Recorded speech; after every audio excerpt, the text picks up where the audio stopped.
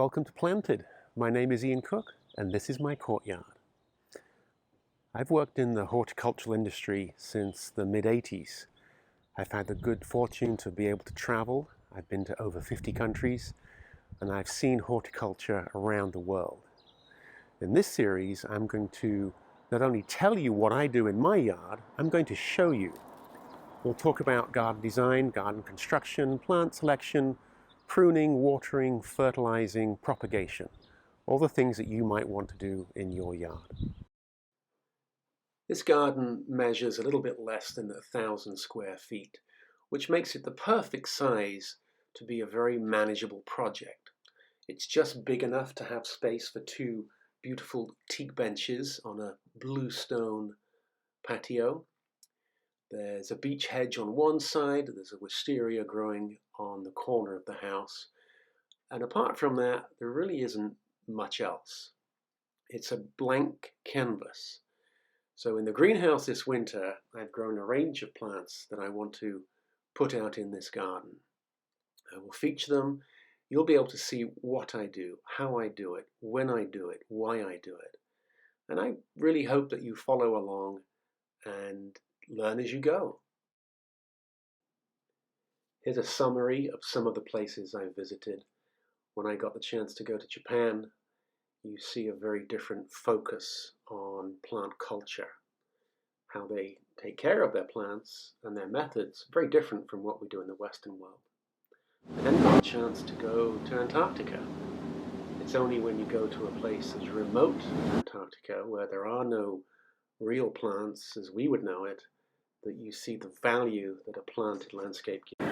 This is where Shackleton landed on Elephant Island behind me.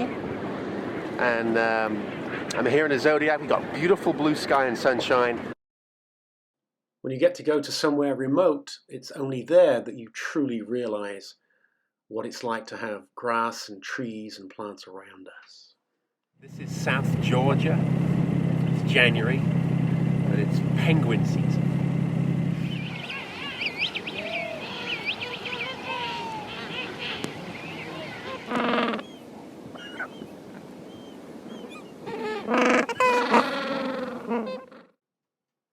I've had the good fortune to go to the Isles of Scilly and Tresco Abbey on a number of occasions. It's a great plant collection in a beautiful setting, and there's something about islands and plants that I find really, really interesting. This location was made famous in a Star Wars movie. This is the very iconic Skellig Michael. I came in here once. For some reason I remember it being darker. Maybe it was lower tide. Anyway, I saw a pair of eyes looking at us. You turn your head and it's a pair of eyes. A little seal that popped up, flashed his eye, you can hear. We need good horticulture more now than ever before. Whether it's a courtyard, a lawn, or a community garden. The skills required to make plants grow are not that difficult to understand. But there has to be a grasp of the bigger picture. Doing tasks at the right time, doing them with friends, doing them with family. Come winter, it's easy to think that there really isn't a lot to do. But there is so much we can do to prepare our ground, look after our plants in our greenhouses, and have lots of fun. So thank you for watching Planted. I hope you like what you've seen so far. There's a lot more to come. And we'll take this garden from where it is today to a full and floriferous, burgeoning cornucopia of fantasticness. Bye for now. Thank you for watching Planted. Please like and subscribe.